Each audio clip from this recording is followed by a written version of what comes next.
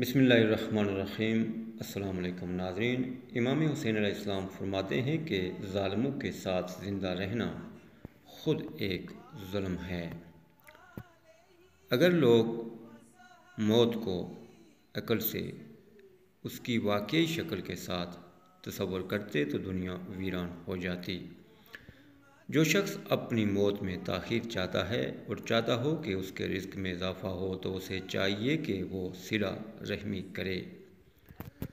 سب سے بڑا سخی وہ انسان ہے جو کسی ایسے کو عطا کرے جس سے کسی قسم کی توقع نہ ہو۔ ذلت کی زندگی سے عبرت کی موت کہیں بہتر ہے۔